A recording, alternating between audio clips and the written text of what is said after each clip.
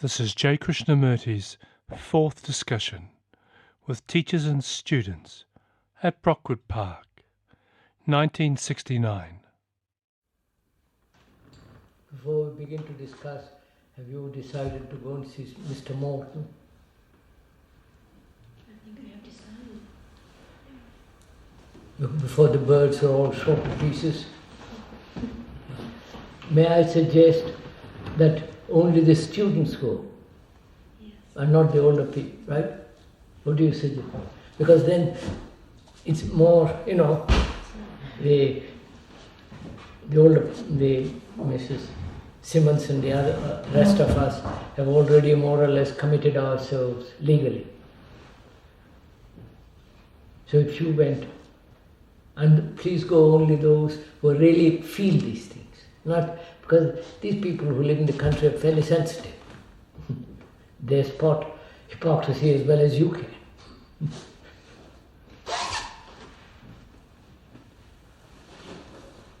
So if some of you students get together and telephone him, take the whole responsibility, I think it will be better. Don't you? Yes, I will do. Now you get together. Not too We many have to- either. Not too many. Not too many, not the whole lot. You get scared. But you better do it because I believe the season begins now. Probably there'll be a shoot today, do they? No. 10th, isn't it? Well, they ask for permission first. From the government. No, from us. To beat the bushes. Not to shoot, they can shoot, not on this land. Isn't that right? They have to ask us for permission To beat. for a weekend. In other words, they could say we'd like to do it on Monday, and we could say Monday is not satisfactory, we have a conference. People are in the woods, you might shoot some of our people. So postpone it for a month. But we could postpone it, but we have to permit them 5 times a year, eventually. When does it expire? When is the season over? It started already. Yes, but when does it end? How long can we store, in other words? Until spring, isn't I it? should have said it was till spring. That's a long season. Because it might be that knowing our feelings, they're going to hesitate even to ask us to meet. We'll see, we'll have to see what happens. Should we wait until they ask for permission? Well, no. No, I should go ahead. Before that, do it this week. Sooner the better, because they might start it and then you'll feel more hesitant to stop it. Yeah. The weekend is probably the best for Mr. Morton. Today, telephone him today. Yes. Right.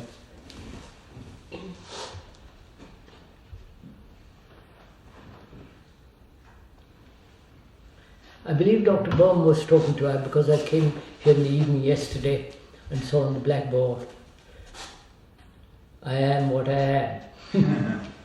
I am that which I am. And to get rid of the verb to be, I didn't see that quite. I think that's what more or less the intention of that. No, we didn't get to that yesterday. Oh, I beg your That pardon. was after some people talking later. Oh, I see. But I am we discussed yesterday. Oh. Should we discuss that, or do you want to discuss something else? We can discuss that.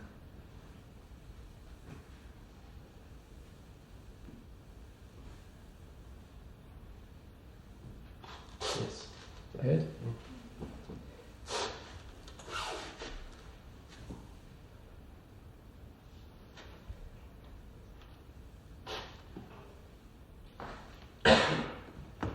I don't know how you approach this question.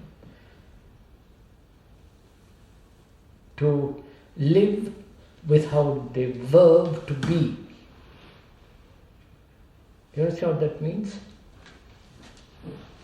It's really quite complex, To live without the word to be, or the verb.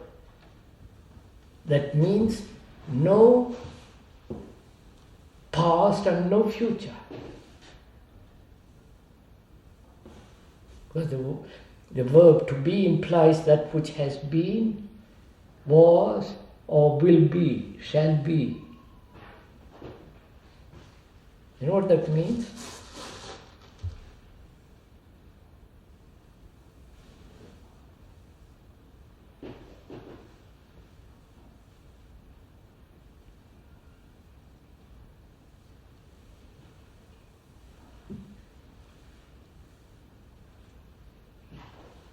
Can I, who am the result of the past,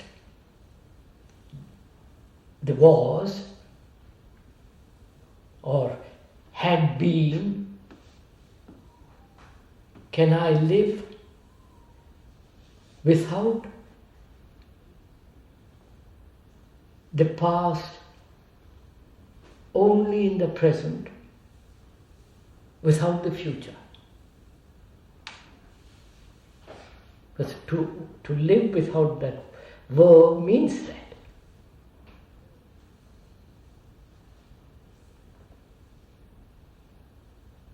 I don't know if you have thought about it. Last night I was at it. Well,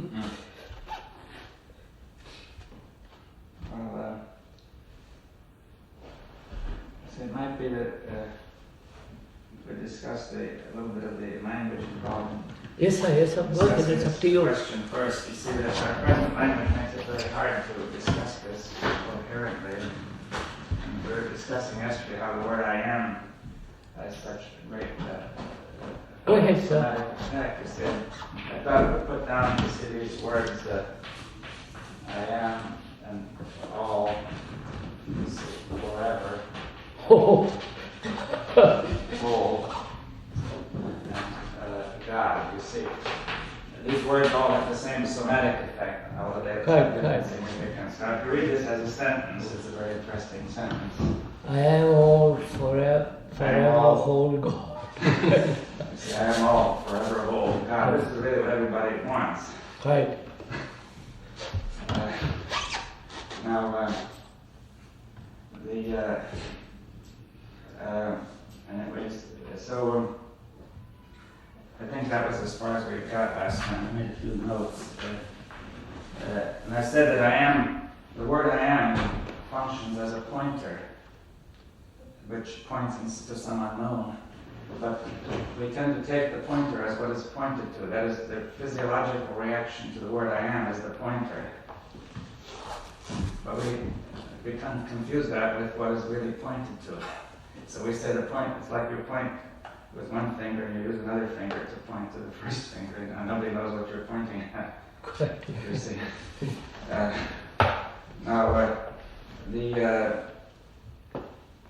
Yes, and then we said, remember going back to Moses who said I am has the same effect as God. And then we said that Jesus Christ, who was continuing this way of thinking, said things like, I am the way, the truth, and the life. And then Hebrew it could not have been said, you see, because there's no word is. So it would have been ambiguous. It could have meant I am is the way, the truth, and the life. Which means it points to, you say, like say, Route 47 is the way to London. You see. Now, whatever the number is. But of course, it could have meant also, I am personally the way, the truth, and the life. I personally. And translated into Greek, it had to mean, I personally am the way, the truth, the life. Therefore, it became necessary. A very serious theological problem arose, which was how Christ could personally be the whole and at the same time God. You see, therefore you needed the doctrine of the Trinity and tremendous arguments which have not ceased yet. And similarly, you see, it was that he said, I am. No, he said, before all worlds I am. Why would you have to have a Trinity? Well, because you see, you must worship Christ personally as the equivalent, and also worship God the Father. Or I am the original I am, the old man of the sky. You see, and these two are, in the words, they're separate. So how are you going to understand it?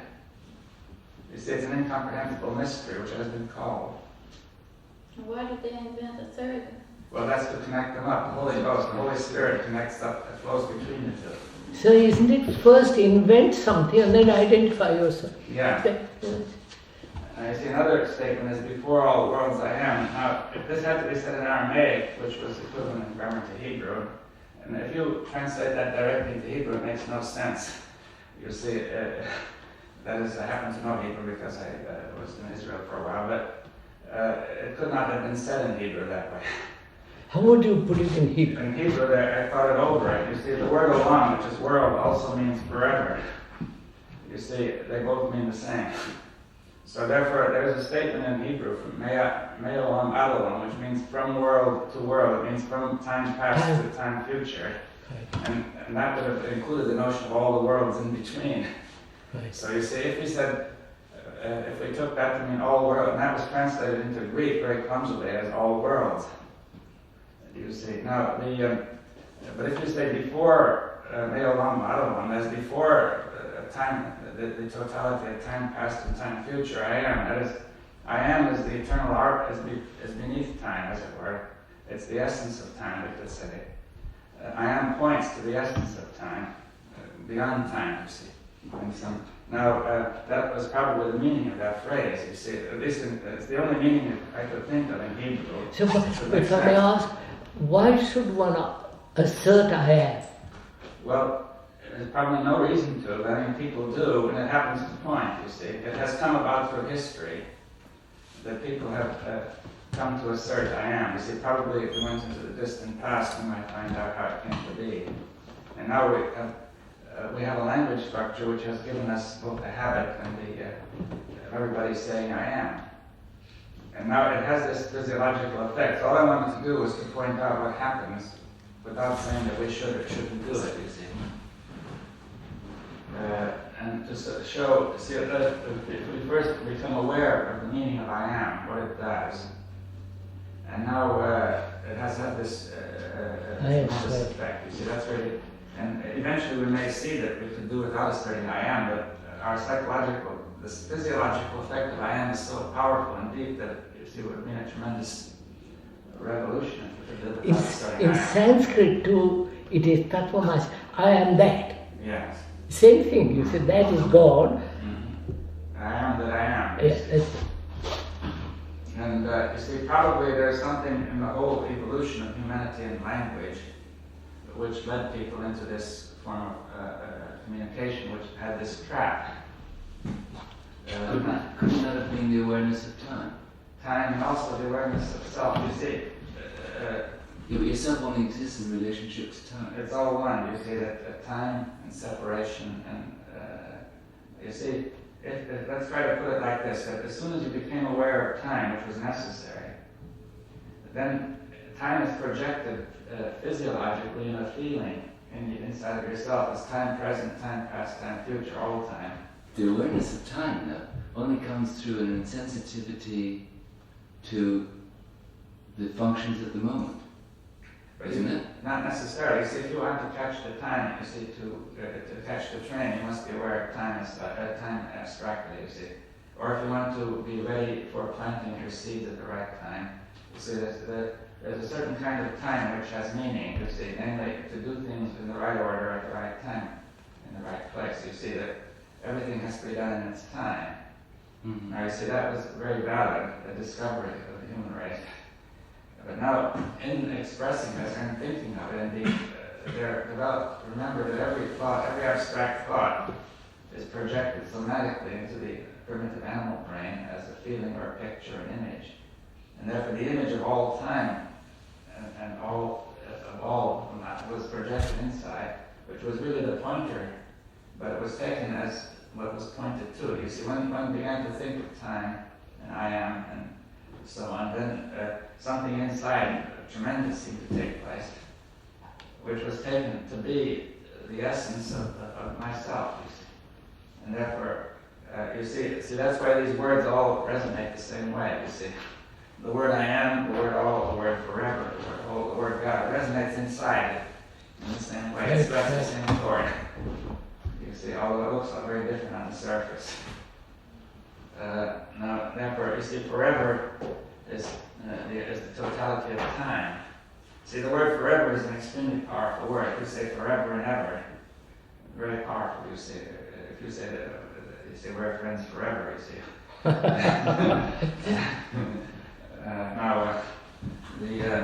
else we'll say nevermore, you see.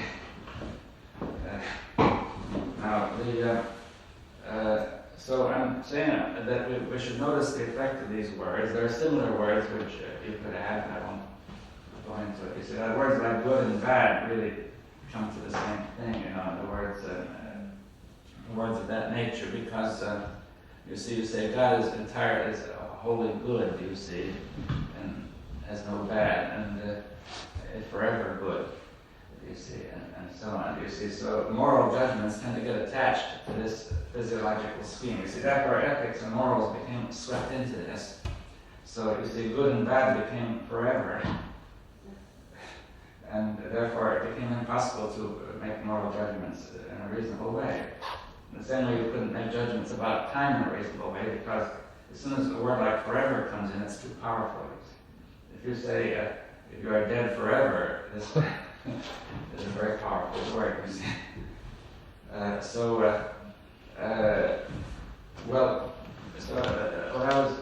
That was really the essential point. Now, I thought that if we were to come to the point we're just raising, that we're bringing 2 or 3 more words, what I suggested was we begin to change the language, that actually we can go much further in systematically changing the language, but still there are a few basic words we could change to begin with. Now, you see, one of the things is, what is the origin of all this? You see, getting to the origin is essential, because the origin is the totality. You see, when we get to the origin, we understand it all. The essence. And so if I write the word origin, and the word orientate, see, these have the same root, which is the Latin orire, that means to arise, like the rising sun. And there's also the Latin word auxiliary. It means to fall away, to die. See, the sun falls away, it sets in the west and it rises east. The orientation is toward the rising sun, the source of energy, and away, and then it moves toward oxidation, to die away. Now,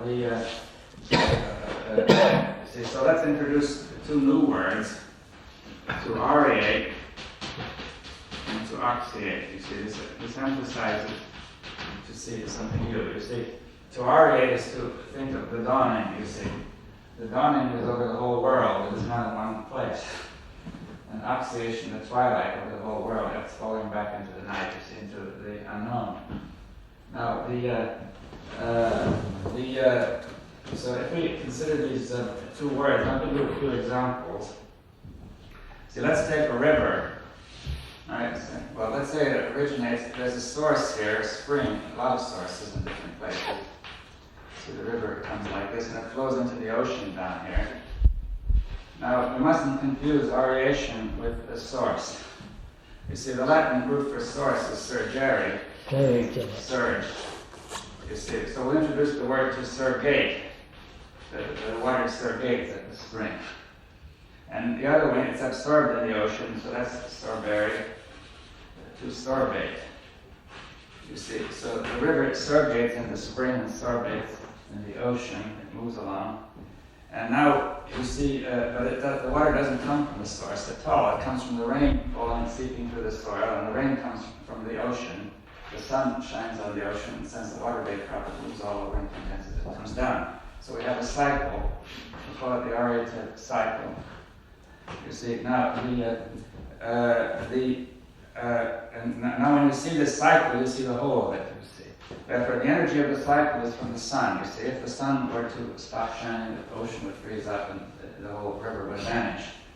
So and therefore, we see that in the same way. You see, when the dawn comes, you could say the sun's energy starts all life stirring over the whole world, and then when the sun's energy is gone, the thing oxidates for the night. Now, so in this way, you see wholeness. Man has sought wholeness in terms of these words. But to see what is meant by wholeness, now wholeness itself is a rather confusing word because it gets entangled up with all this stuff. But what man deeply means by wholeness is closer to this. Yeah, quite. You see, now that means this wholeness is the totality. See, now oriation has nothing essential to do with time. I introduced another word, process. Now process comes from proceed, which essentially is procedere. That means pro means forward and sedere means to step. So process is stepping forward, to procedere. See, following it as a procedure movement, you start it as far as it moves down to the ocean and comes back around. You follow it in time. Pro means forward, it means time. You see. Now, and re or retro also means time backward, and re means again. All those words mean time, those prefixes. Now then, so you have process, procedure, and then we can call this the, if we follow it in time, we call it procedure order. Well, really, to keep the language consistent, it would be procedure ordination. That is, we want to use the verb as basic, you may have noticed, rather than the noun. To ordinate is to see things in order. So it's procedure ordination, so follow it in time. But the cycle of oriation is orientative ordination. That is orientative order. And now, you see, if you look at it orientatively, you see it all at once. It's all present at once. You see the river, the source, the ocean, the water vapor, the sun. At any moment, they're all there. Therefore, you see the whole thing at any moment without having to follow it in time. And that really is, we'll call it the essence. See, as we were saying yesterday, you see it all, like the word consciousness was kansari, meaning to know altogether. But kan meant not really that we know everything altogether, but everybody knows it altogether. And therefore consciousness does not belong to any one man.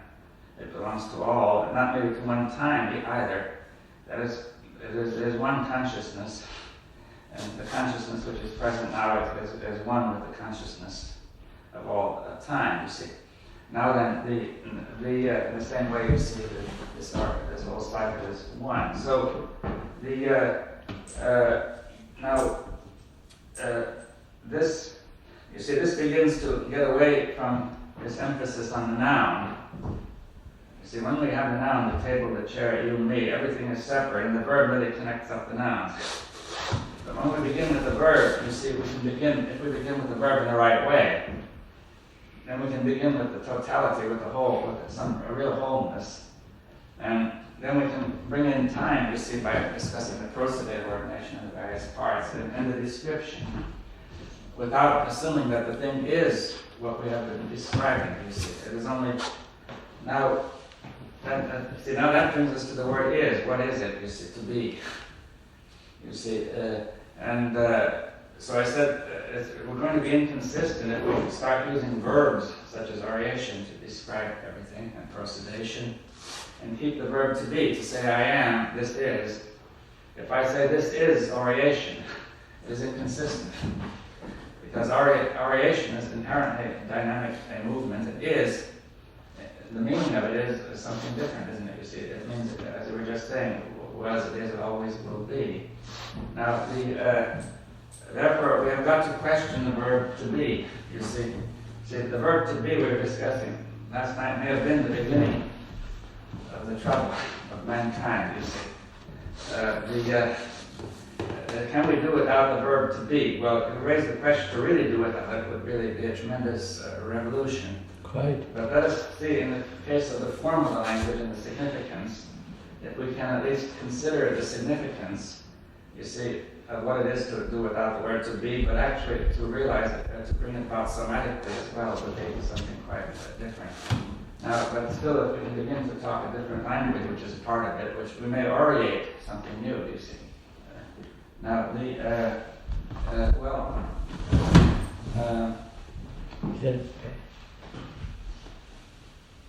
yes. Before you Yes. when we say that orienting is something that happens all the time. Yes. And then we use the word procedure yeah. to describe it, but it isn't a reality. Well, it's an accurate description for certain purposes. You see, the word reality is going to get us into the same trouble as the word to be. You see, so let's try to say that if we begin with describing prosodation before we understand oriation, we're going to confuse the issue, you see. Oriation is, we have to get the feeling of oriation first, the dawning of it first, and then we can begin to, see, first we get the feeling of the dawning of the light, and then we can begin to describe all the details of how what's here and there and how it's going. You see, but if we began to describe all the details first, we would have missed the oriation, and the whole thing would be in the wrong context. You see that? So that prosodate is an aspect of oriation, yeah. So the you see, it's a matter that the word origin means where it's all, how it's all forming. You see, so we've got to see the origin. To understand the origin before we understand the origin in this sense, not the origin in time. You see the difference? See, there is no origin in time, because whenever you say something happened, there was always something before it and came from that. You see, nothing actually originates in time.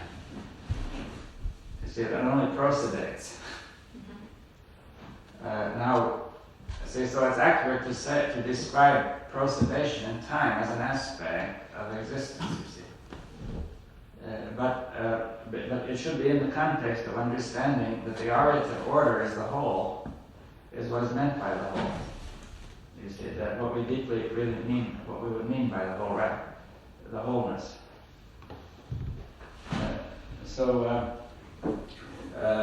See, the thing is, see, suppose we were discussing compassion yesterday, and I said compassion has passion in it, which means a total intense feeling, and means altogether. So compassion means to have that total intense feeling for everything and for everybody. So you have compassion for the animals, but you also have compassion for the man who is trapped into getting pleasure out of shooting animals, you see. You see, in other words, if you have compassion, it's all one. So compassion cannot be gotten by saying, I have compassion for this and not for that. That would be prosodation. But rather, you have to see the dawning of all compassion, which cannot be restricted. You see that... passion for all. Yes, passion for all, and it's and passion for all must oriate in a whole. Well, it oriates. We don't have to add the word whole. The word oriate means whole. So now, you see. So we're coming then. You see. So if we begin with this feeling, which you see now I'm saying that the word oriate doesn't only mean the significance, but it also means the soma, the effect. You see, if the word oriate begins to mean something to you, then just as the word I am means so much, so that people can fight over the word I am. To say I am is stupid, it will cause a fight, you see. But you see, therefore the word oriate could also be very powerful somatically, and would produce, you see, would begin, the word oriate is not only the word oriate, but it is oriation. Do you see what I mean? That I'm using the word is now because we're going to have to drop it, but we can use the word is poetically if you like. So it's not to be taken literally. It's a metaphor. You see, so therefore say that the word oriate is not merely a sound, or it's not merely a significance, but the meaning of the word oriate is to oriate. You see, like we say the word go, it's not really a sound or significance. So the meaning of the word go is to go, you see. When you're going, that is the meaning of the word go, right? You see. So therefore, when oriation is taking place, that is the meaning of the word oriate. It's not, now that means that it's somatic and total. See, therefore there's no separation between the word and its meaning. Right. You see, the word oriate awakens oriation. That oriates oriation would be even more accurate. It's the dawning of oriation. You see, it's a complete consistency. The meaning of the word and the significance and its physical effect, they're all pulling together, you see. They're all one. Now, you see, whereas this word I am, you see, it doesn't do that at all. It has a tremendous effect that it produces I am and you are, two I ams fighting each other. You see, two Jehovah's, as I was saying yesterday. And Therefore, the word I am produces division in its physiological effect, you see. But then the word I am produces division partly because it has the word am in it, which has the word to be. And this, you see, the word to be is too static, you see, in its meaning. It's very dynamic physiologically, because as soon as you say I am, a tremendous dynamism starts going inside of it. But the meaning, the significance of the verb to be is eternal, perfect harmony, you see. That is, I am perfect would be a good way. You see, that's what is meant. God is perfect, I am is perfect, I am is, good. That, you see, therefore, it's a world of eternal and perfect harmony is implied by the word I am. But its effect is tremendous dynamism, you see, physiologically. So there's tremendous contradiction between what the word means and what it does. But you see, the word auriate has no such contradiction. What the word auriate means is what it does. You see, so now, if that's the case, you see, the verb to be, therefore, has a tremendous contradiction in between what it means and what it does. Now, so we thought if we could drop this word, at least in the form of the language, see if we can experiment with the language. Now I'm saying here's an act case, we want to experiment with language to see if we can do something different. So I think of the Latin root of the word to be, which is esse. The word is based on esse.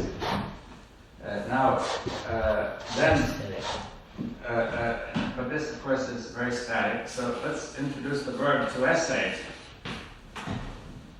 You see, which will imply something dynamic. You see, something moving.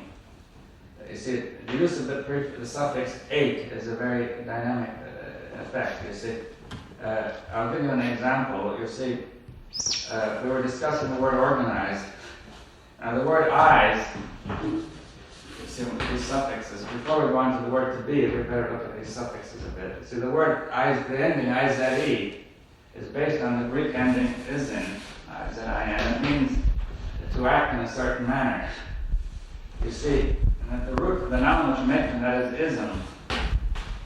You see, so if you say, to socialize means to impose the form and manner of society, and socialism is that doctrine of doing it, you see. That is it. If you were to say, as missionaries would go to Christianize the natives, it means imposing the form of Christianity. It doesn't mean imposing the essence, which cannot be done. You see, therefore, the verb ize is a valid thing to do, but we have to realize you're doing it, you see, that you're imposing a certain form, you see. Now, the word organized means to impose the form of an organism on something. Therefore, it doesn't mean it's organic in essence. You see, you don't organize a tree, see, or you don't organize human being. The human being is organic in essence. The organs grow from what he is. Now, you see, to organize is to impose a form or manner. But I would introduce a new verb, to organiate. You see, that would mean that you see something, the organs growing from the very essence, you see. You see that if, for example, in a society, if a society were organating, then organs, as it were, would develop, but they would develop not by being imposed. Right. You see, therefore, you see, this difference between IZE and ATE is very important to think about.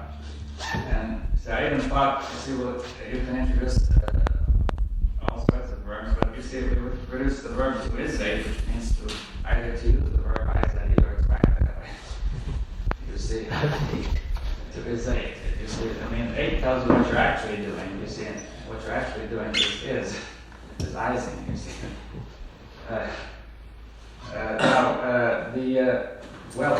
Therefore, if we introduce the verb to essate, that, you see, it implies that there's a dynamic movement, and the being is not a static thing. And see, see, it's always forming, so we could introduce the verb to form essay, that is the forming of being. You see, because if you watch nature, you see that that's the way it goes. You see, everything that is in being is forming, and of course going to dissolve in a way. And you see, the essation of nature is a thing to watch. You see, namely, it's all an eternal movement, forming and dissolving.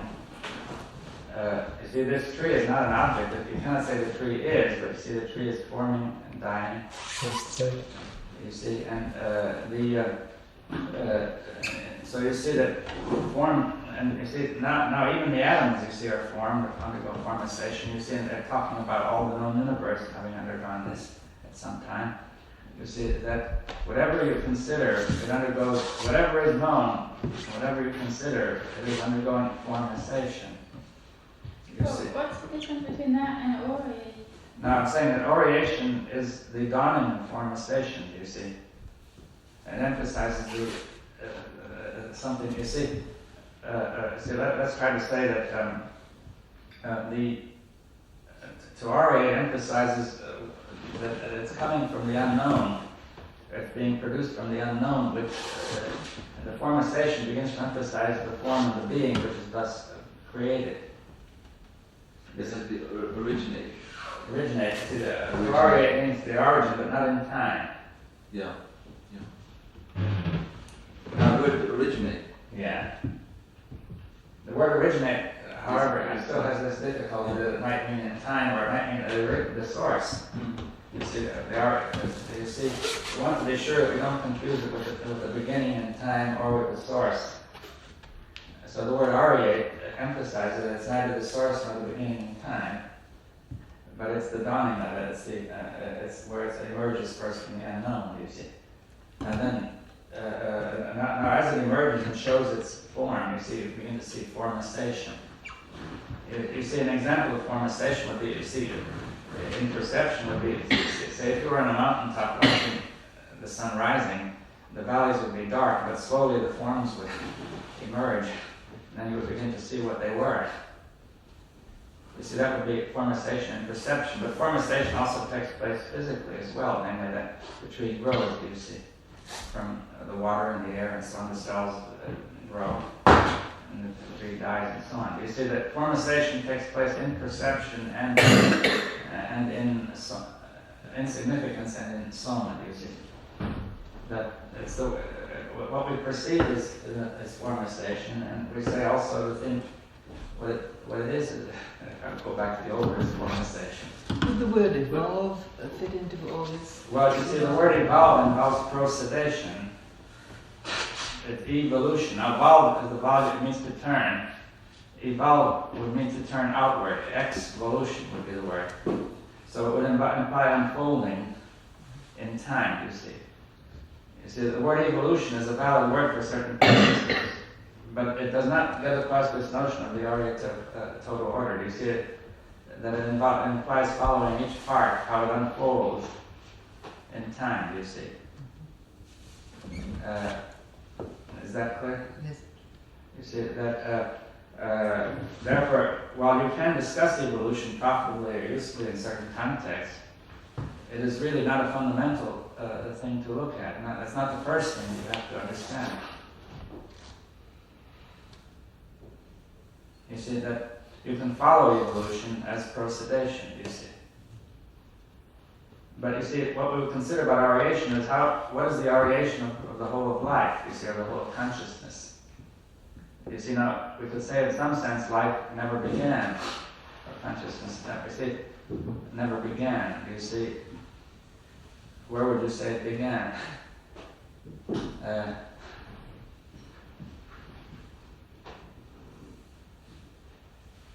How would now, if you use the word formation, how would you, let's say, describe the tree?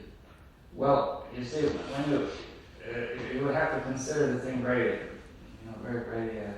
broadly. You see, because I mean, if you look at it scientifically and say, you see, the tree is it grows, the cells grow. Yeah, but I mean, using this word. What? Let's say I'm aware of the certain processes that grow into just like in a tree. Right, but now the word formation emphasizes, you see, it's something we have to learn. You see, it emphasizes that we will begin to look at it differently. See, not really to look at the procedation, but to consider that the being of the tree is a continual forming and dissolving. You see that, for example, if you take a human being, you could say his cells are changing all the time. Even the material in his body changes fairly rapidly. But therefore, he remains nearly fixed in form, you see, but this is the result of formation, you see. So you can't say human being. No, that would be wrong. It's actually just another word, and it's not very good. It would be called hominization, you see. You see, that's the nearest translation of, you see, hominid is the Latin word for man, or hominization, you see, but we see we shouldn't say, see, the human being is not actually a being in the sense of, being so eternally and forever. Neither individually nor as a society nor as a race nor in any other way, you see. And you see, now we are not really very familiar with this way of using language, but you see, one would, in a way, have to begin to see that there is some harmonization must have some orientative cycle, you see, that which we have to understand. You see, like you say, one of the cycles is soma significance. You see that we have soma, the body, goes to significance, and then this comes back to soma again.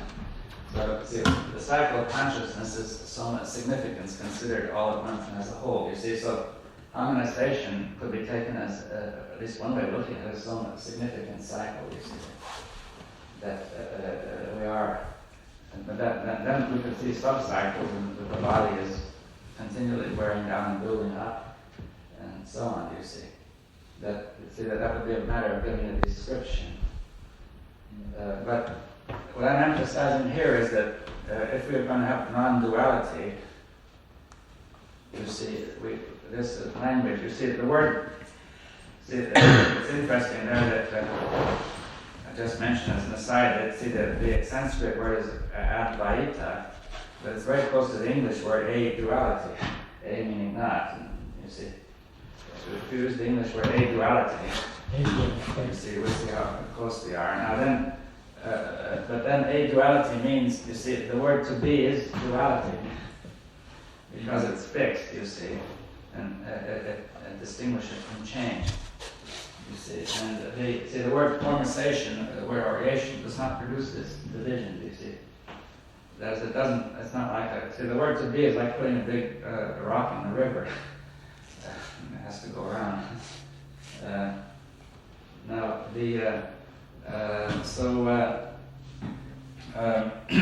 now what I would say, you see, the essence. The essential. See, the word essence means the thing the word to be. The essence is really the real being of it. And the main thing is then that if we begin to see that if we change the form of the language, if we start to experiment, we can introduce forms which do not produce this kind of contradiction between what the word means and what it does, you see. But then isn't this contradiction, hasn't that come about through something other than language? And that if we use these new words without being any different, that the new words will come to have the same. That's one of the points that we have to consider, and perhaps we'll do that. You see that, to divide between language and something other already will not fit here. But we have to say language is not separate. You see, language is part of the cycle of some significance. You see, and therefore, which is part of our whole being in our own language. But now, therefore, we have to say that if we only look at the form of these words, we will get caught in the same trap as we were caught in before. You see, now remember I introduced the word yesterday based on the word oblivious, which we said was oblivary. You see, we had the word oblivion. Oblivary means livid. You see, the word livid means black and blue. See, oblivious gets across the notion of covering things up with a big cloud of black and blue ink. You see, so I said let's introduce the new verb to obliviate, saying that this is what we are caught in, that when we get into contradictions kind of this nature, and I'll call this whole use of language up here Hovative, named after Jehovah. You see, we'll call this the Hovative mode of using language, using verbs in this sense. And now, in the Hovative mode, because the thing is so intense in its meaning and has such contradiction, therefore, in order to try to tone the thing down, make it manageable, the brain nervous system obliviates this contradiction. As it covers it up or it jumps away from it, it doesn't look at it. Do you see? So this is where our trouble, that we can equally well obliviate the meanings of these words, as well as obliviating the meanings of... Perhaps these words originally were quite clear in their meaning, but by now they've got confused, you see. Maybe people didn't mean by these words what we mean today. But now what we have to watch out for is then something which is somewhat significant, and that is obliviation, you see, which could be called kind of inattention. But it's more than not merely not paying attention. It means that something is going on which is shaking things up and mixing them up, and a very violent active process which obliviates the significance of what we're doing, you see, and makes it feel better. It may involve pleasure, you see, or pain. See, what I said was that there's real pleasure or joy, and then the pleasure from thought is only possible by thinking, say, I am great, and this obliviating all the contradiction in there, and then you get the residue of pleasure back from thinking, I am great, you see, or I'm wonderful, I'm perfect. So, therefore, the difficulty we're in, you see, we're saying this is the beginning of the origation of a new language, but it could easily be swept into oblivion. Right. So I think she was trying to ask, yeah. I was just going to ask it myself, you can introduce a new language, but I'll have the same old feelings. Well, it's not quite true. It's not entirely true. It's not entirely true, but I can twist. You can invent a new language now. Yeah. As you were saying, I am all forever whole God may have meant something quite different at the beginning. Now I can learn the new language, try to adjust myself to it, and perhaps have a different feeling. But gradually I'll come back to I am all forever whole God. That's the danger. That's what I think she was trying to do. Yeah. What I meant to say was that if we are aware now that this gradual movement to the past comes by obliterating the meaning, and that we therefore what we have to, it is not enough merely to introduce the new language. We have got now to be extremely aware. That's just it. Now, you see, let's say the essential thing is awareness, but the introduction of the new language may create a new opportunity, you see. If we were to take the example of the stream, which clears itself after a while, but if you put in too much sewage, it won't, you see. Right. If you go, remember Sun, there's the stream there, it had too much sewage and it never cleared itself, you see. So if we could change the form of the language, at least for a while, we would cut down the amount of sewage or whatever it is that's going into the stream. And then, but then unless there is the awareness which will deal with this, then it will, as you say, we will be back where we were. So can I be aware without introducing the old language and realizing the contradiction in the old language, and not be caught in the trap of new set of words in which I'm going to be caught again?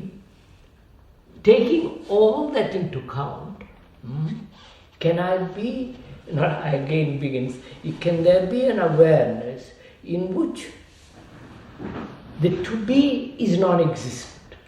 That is the real crux of the question.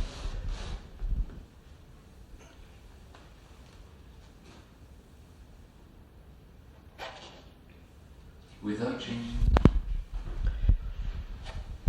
Not without changing language. I have to, but Dr. Bohm explained just now what it implies, all that.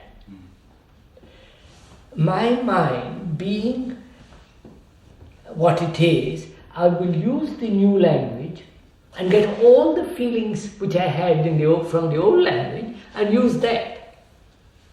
You follow what I mean? What is the tendency to distort? I mean, originally language, as you said, had a certain clarity. There must have been some energy, some tendency to start to distort the language.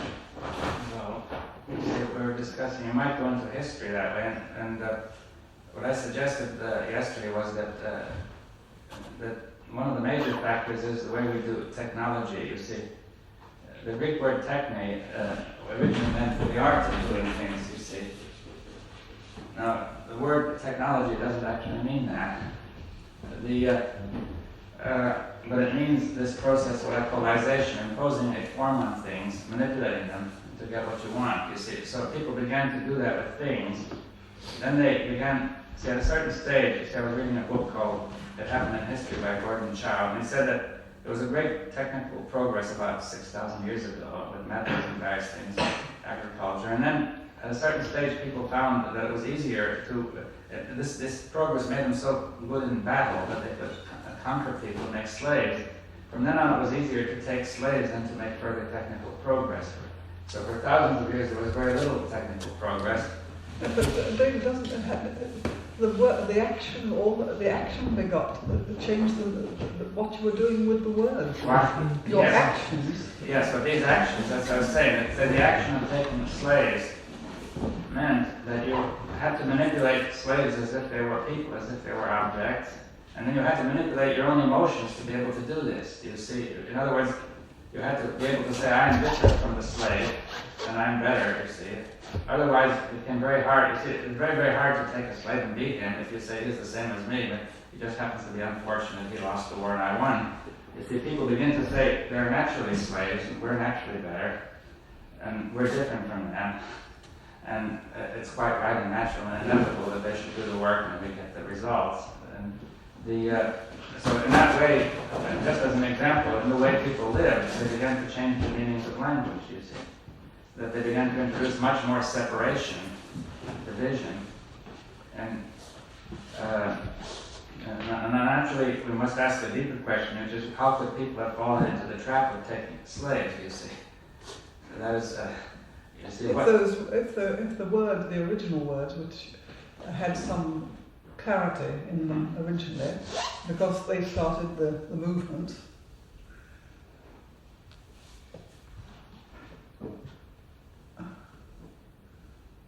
those words were formed from the actions originally, so they knew what they were doing. Well, you see, it's not clear whether they knew it. See, in battle, people get very excited; they don't know what they're doing. You see, get carried away. Sir, wait a minute, sir. I want to ask you a question. I see all this. I see the falseness of I am all forever whole God. It sounds very funny.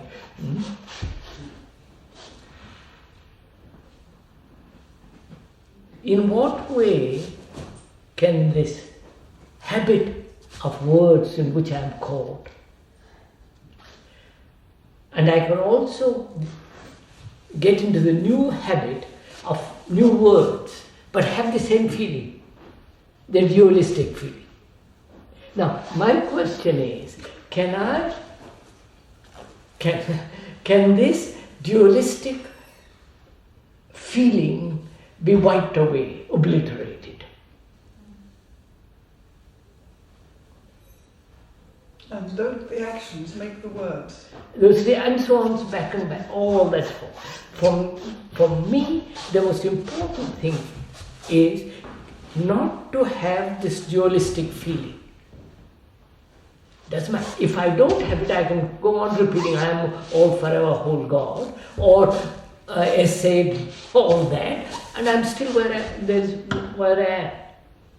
Now, is it possible to change all that?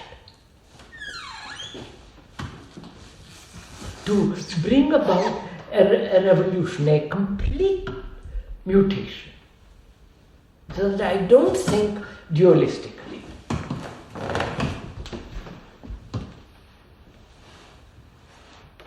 I should think that would be my principal concern, not with the formation of a new language, forgive me for saying that, but to see if I can change, if there can be a non-dualistic activity going on in me all the time. Well, if you say in me, then... I'm using the word quickly. In me, quite right. A state in which there is a constant non-dualistic process, movement. State without me. State also means fixation. Yeah. Now wait, follow it.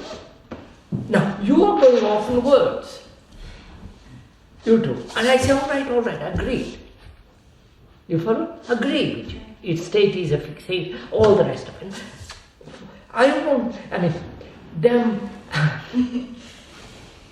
Is it possible for life, for a movement in which there is no dualistic activity at all?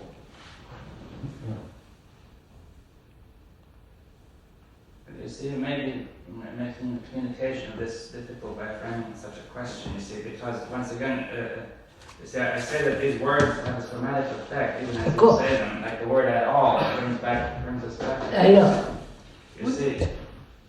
Wouldn't it be more direct to try to change the individual, and the language will then reflect the change, rather than, in a way, trying to change the, I know individual is the wrong word too, but the, whatever it is, the human entity, through changing the language? Why not go directly to the human, and language will then reflect the change? How would you say human is his language? I'm trying to say that... Yeah, human is the language. Human is his language. Our society, see, if our language suddenly disappears, society would vanish. Without society, it would cease to be human. Sure. So this is an aspect of it, isn't it? Well, the language is an aspect. It's an aspect of what, though? Yeah, but the whole it's one of the aspects of change, isn't it? But change, the word change is ambiguous. You see, I mean, I am this, I must change to that, you see. But a man with youth can still be dualist. Oh yes, So I therefore- don't say that language doesn't only exist in words. For example, the deaf people have a language of their own, which is symbolic by signs. And I've talked to people, they have quite a different form of language, and they have to learn English, for example, as a foreign language, if they're born deaf. But still they have a language. Language doesn't mean only words. It could be written language or sign language or even symbolic language.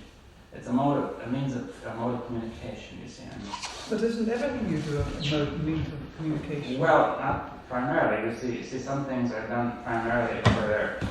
You see, for example, if you go to eat dinner, it communicates something, but it's primarily to nourish you. But you see, if I say I'm going to eat dinner, it's primarily a communication, you see. Yes, but there are all sorts of undertones and overtones of how you go to eat dinner. And that's true, but I'm saying that language emphasizes communication, whereas...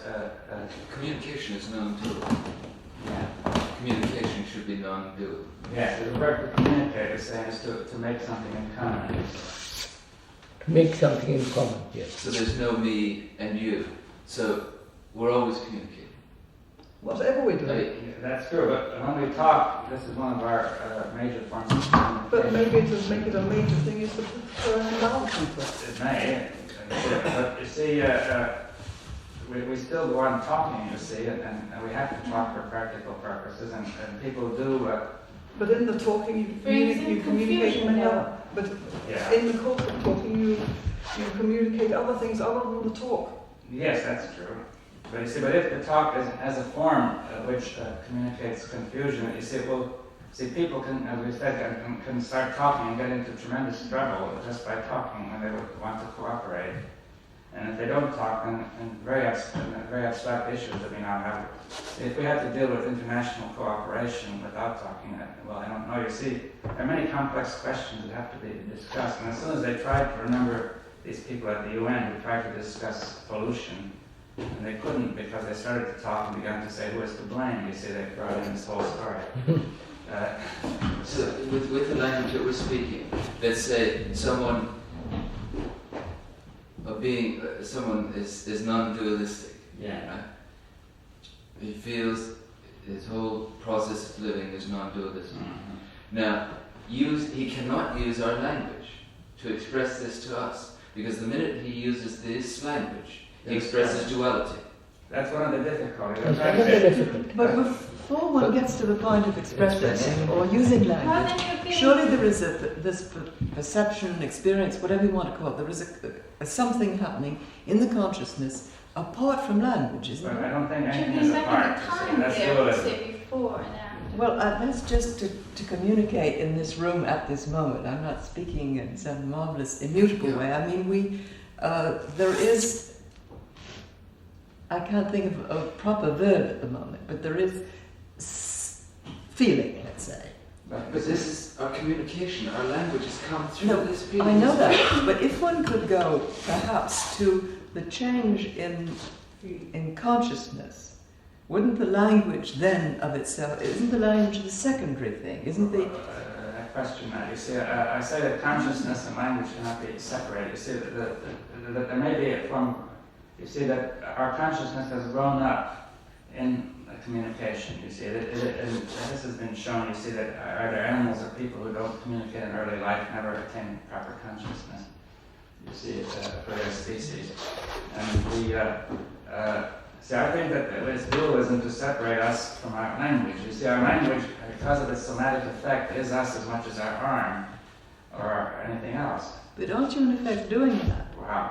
By substituting a better pattern of language for an old pattern of language which doesn't reflect reality. You have a car that's always breaking down and causing accidents, and you put in a better car that doesn't do this. You see, but you don't. Was that language ever Wow. Was that language ever? Did it ever function well? This one? Yes. I don't know. Maybe it did. I suggested perhaps it did. But say the car once functioned well, it got to go over and over, and eventually get. But what you're doing is you're building the new car out of the old car. No. Yes, you are. Aren't you? No, I'd say these are quite different words. You see, I'm saying that the word poetry, poesis, means to make or to create. You see, that by using words, by making new words in a new way, and is not necessarily. You see, it doesn't mean that this is necessarily being built out of the old one. You see, But it's built on concepts, more, say, primitive or original concepts. But it's still on concepts. The words in themselves have no meaning. But say, even the notion of feeling is a concept. You see, to separate feeling from anything else is a concept based on your language. You see, to say that I could change my feelings without changing something, my communication, is a concept, Yes. you see. So I wanted to suggest that if we are coming to wholeness, that language is part of the whole, and if we change, our language changes too. With us. And That's my point, is that you change. but which changes first, the chicken or the egg, you see?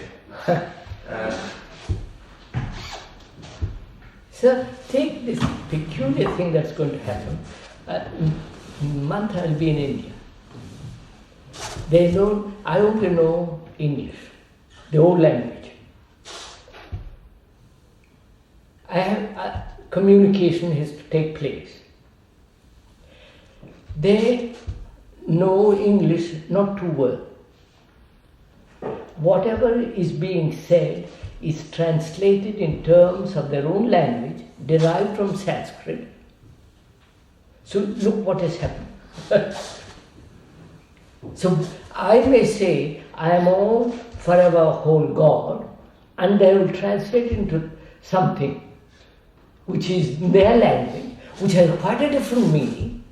So where can communication take place between us? Build together. Well, you see, you may find it very difficult to do this in India because It is everywhere the same. Well, you see, people do start talking a certain language. You see, I would suggest that if you just begin to talk differently, then in that way you are different. Now you may begin to fall back, of course, into the old way if you're not watchful and aware. You see, now, but talking differently is as much a part of being different as everything else. Now, you see, let's suppose there are a certain number of people who do understand this, then as an experiment they might talk differently. Now, in addition, this might raise the state of awareness sufficiently so that you can see more clearly what is happening as you talk to the people in India. You see, because I can see language so much more sharply now, therefore I can begin to see that as I talk to them, as they answer me back, I can see what they're doing. And therefore, perhaps I can even begin to say something in the old language which would be relevant to the point, you see. You see, they don't know Latin, Greek. They hardly know English. Most of them know fairly good English in the old language. And their mind is translating whatever is said in English into their own language because they understand it better. And that language has its root in Sanskrit, which is very definite. There we are, look at it. So I say, look, cooperation, communication means to build together, build whole together. Now, they are going to translate into Sanskrit, and the derivative of Sanskrit, which has quite a different meaning.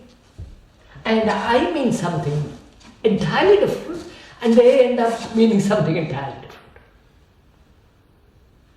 I may use a new language, try to find different words, struggle with, their mind is operating in the old line.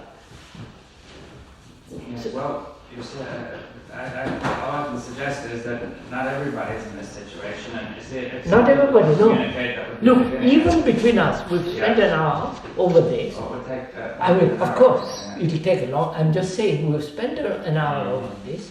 I realize how there is a realization that words shape the feeling. The feeling shapes the word. They're not two separate. That's fairly simple and fairly clear. I understand. There is an understanding of that. Then I will become very watchful of my words. To see that they correspond to the feeling. The feeling is non-dualistic. Let's hope. And the word must also represent the feeling. And I say, look, the feeling I have is non-dualistic.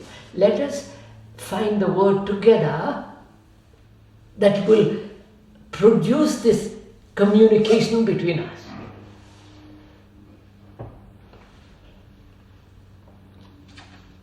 That implies knowing what the word means to ourselves, yes. Not what the root of the word means to civilization. No. Otherwise, we'll spend years in and we'll. But then what's happening here as well is, like he's saying the verb to be. Now we know what the verb to be means, right? It's time. It's in relationship to time. It means now, yesterday, or tomorrow. Sure. Right, so he takes another word and says, this word. Yes, use the word assert. We know what that means in relationship to being. But it takes us somewhere outside of to being. It's another verb. Like we're building on what we know. Doesn't that work? Isn't that right? Yes. And are we moving away from the aperture of learning, which is ourselves? In other words, what being means to you and what being means to me may be a little bit different. I may use the beingness, the isness in me, quite psychologically quite differently from the way you may use it. Therefore, I'm not learning as much about myself if I'm going to the Latin derivation, examining the language objectively. I mean, I'm learning about that usefully too, but what to be means to you and what it means to me, basically, it's the same, isn't it? It's one. Look, sir, he's saying, I am all for God. is dualistic. No. He says that's what's the whole idea. Yeah. That usage of language has become dualistic. Now, Yeah. I want to relate the living to a non-dualistic whatever that is. Is it now again? The word possible gets you into trouble because it's based on the verb to be. Of course, that's why I'm stopped.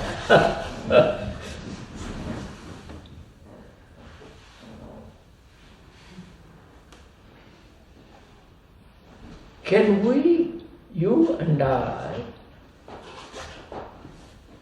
communicate the wholeness of this feeling to each other? Because we are working together, building together, feeling compassionate to come to passionate whole together. Do we have that feeling? Not of type, dualistic, all that.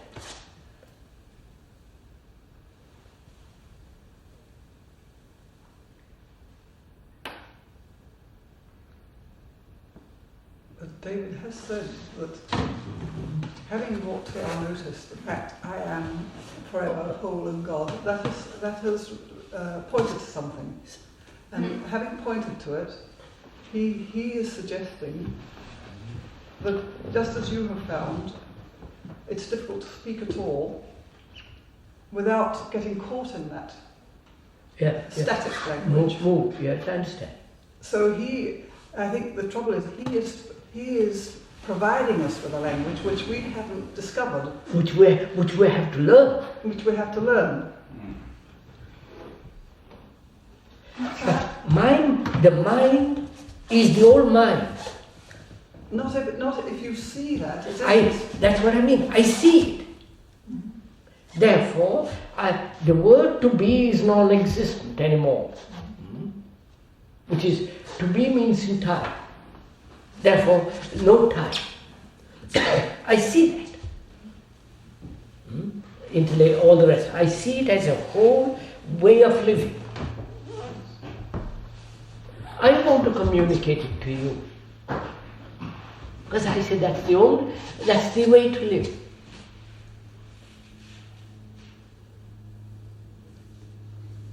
Communicating being that together we are building. But he has communicated that. He has. I've understood it. So, but how? There's a movement's got to happen though. Otherwise we're still caught. That's just it. The movement can be in my feeling is going on in me. The word to be is non-existent anymore. It isn't there. I convey it to you. Or communicate, and together we act in that non-dualistic, non-time level feeling. The seeing of it is the acting that you say. The seeing, that's what I'm saying. The seeing is the doing. He explained to me, to be is dualistic. Let's put it very briefly. And I see it, majority so. And because I see what it means, there is immediate change.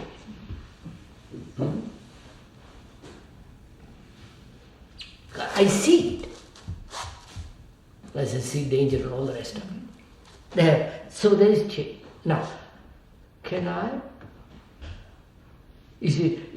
communicate it to you so that we build together a different world, different literature, you follow? The whole thing different.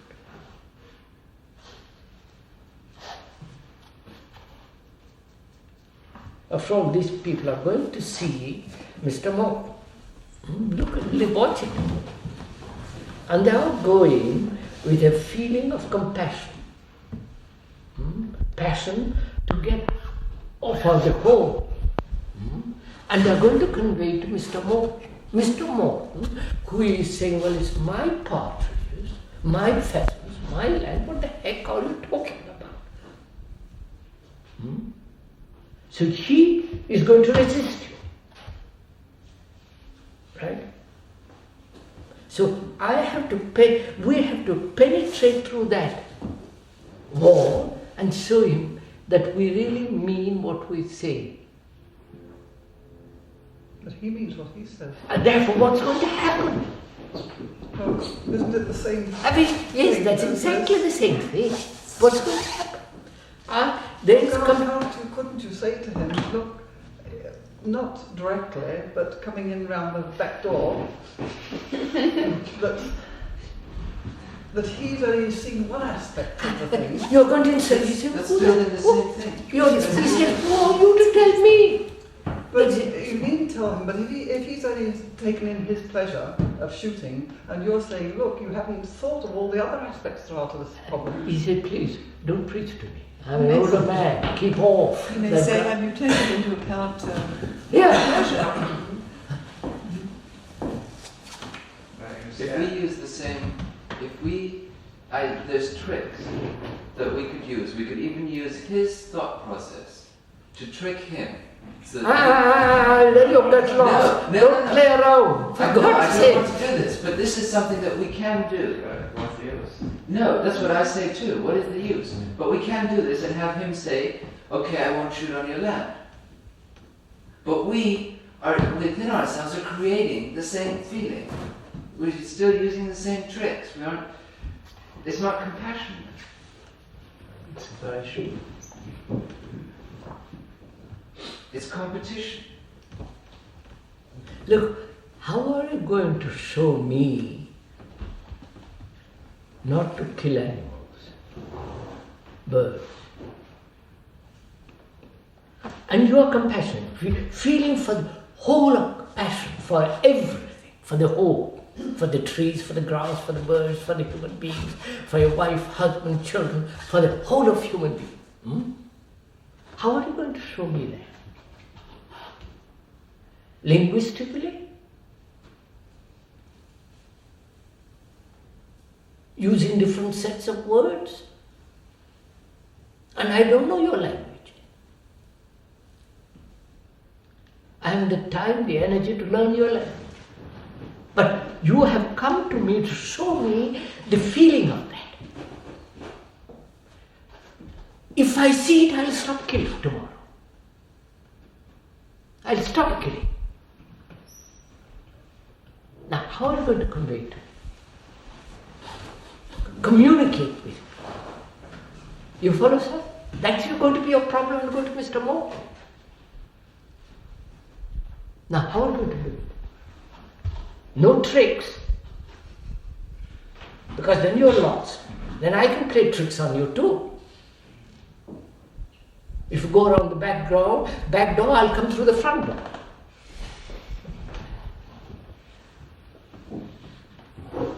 If you soften me up, I'm pretty intelligent, I know you're gay. So I heard. You follow?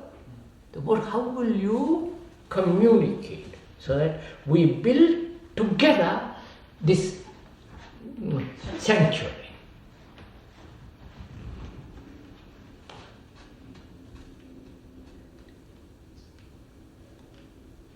Because you and I want this thing to be a sanctuary. And you're going to meet a man who doesn't want a sanctuary. Because he's prejudice, pleasure, all the rest of it.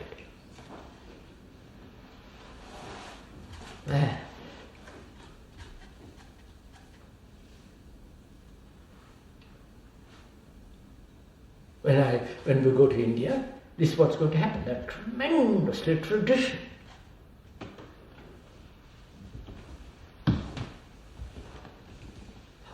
How is the speaker to communicate with them, which means understand together, build together, that tradition has its certain value, but a dualistic world it creates. How How is it to be done?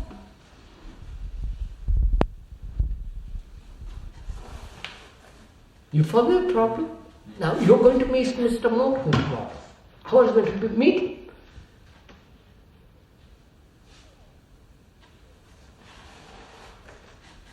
If you say the new language, old language, this, you say, please, for God's sake, go and do something else.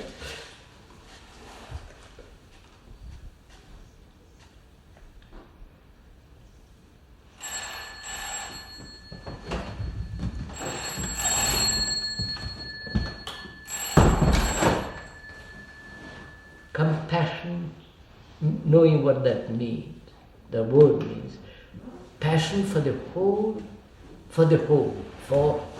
of the world, for the totality. Now, have you that feeling? No. Why not? Wait, stop it. Why not? I don't see. No, don't say I don't see. Why not?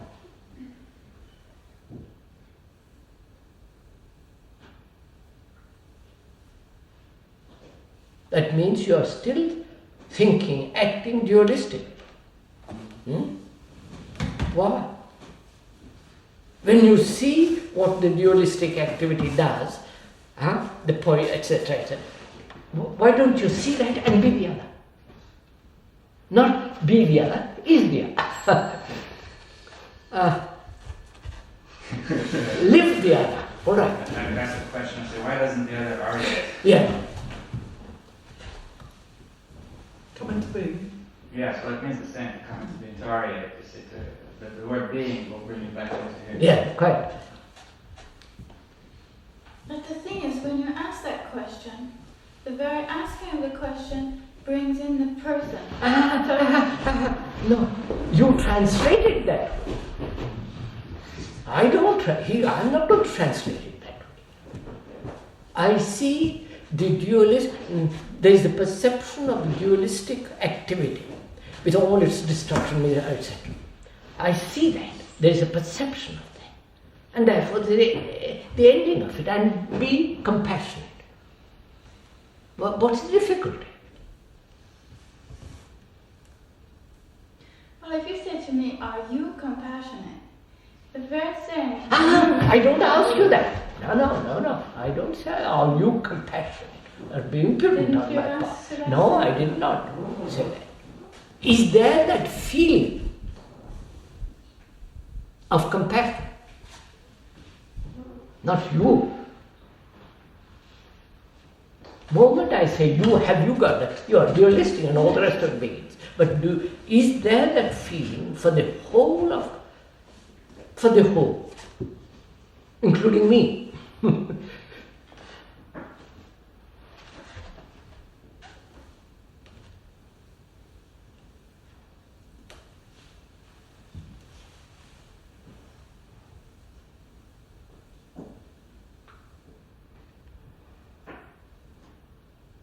If you have not it,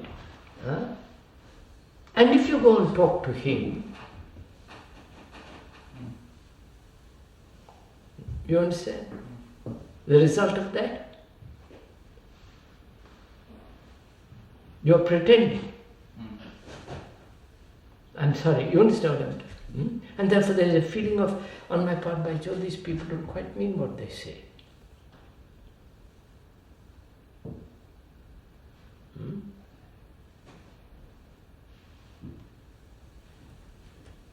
But you want those birds not to be shot. You follow? Which is the urgency?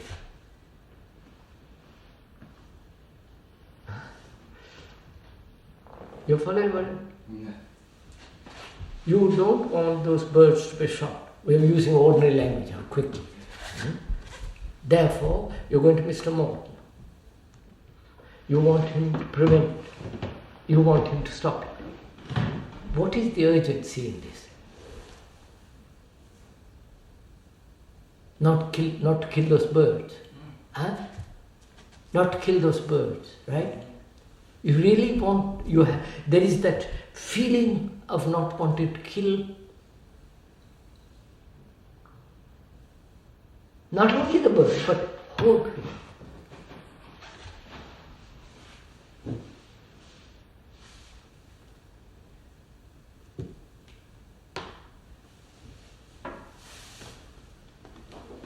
Then, if you haven't that feel, you follow, what's the point of all this? He's explaining the linguistic, and you follow, this guy all remains up here, and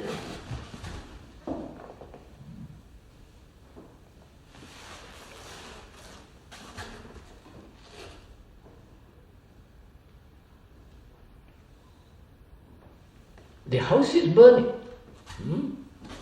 And you've got to do something. One say, well, you know,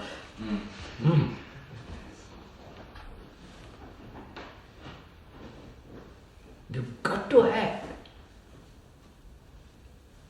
Otherwise, all those birds are going to be destroyed because you are inactive. I don't know. Mm-hmm.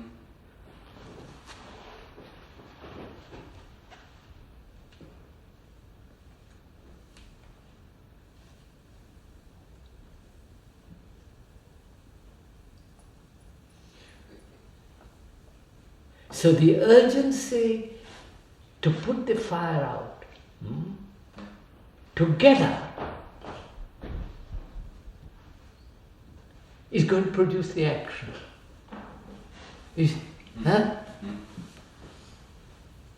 The urgency to put the fire out together is going to produce the action. That's all.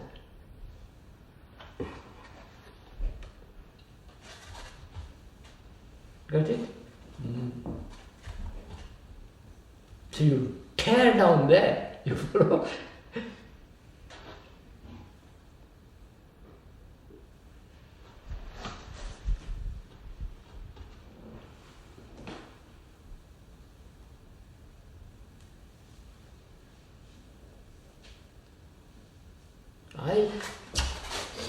We listen very carefully to Dr. Bohm. He says, don't be caught in the old language, which is dualistic.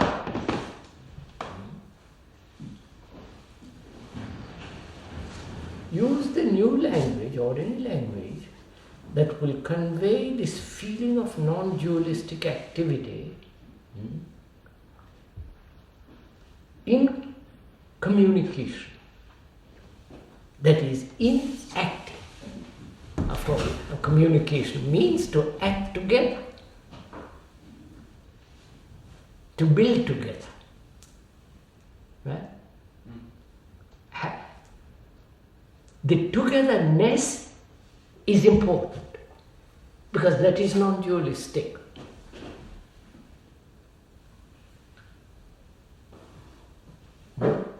He's conveyed that. I've understood it. I feel it. My feeling is roused by the new set of words. And also my feeling has been aroused because I've seen that to be is dualistic. If I say to I will love you, it's not love.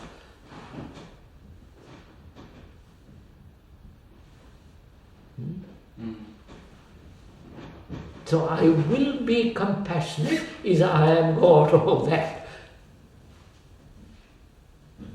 So I've understood this thing very deeply. If I say I don't feel compassion. Don't bring in the word not. You don't know, you may. That's the same. No, you see. You may. Why do you say I don't? You don't know. I know. That's Just stop there. Don't say I don't. I don't.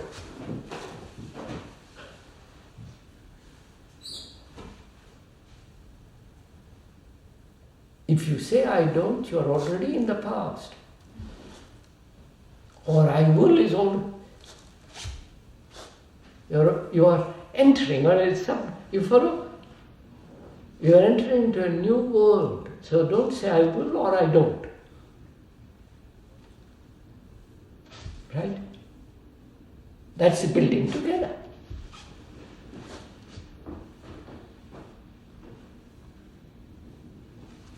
Right?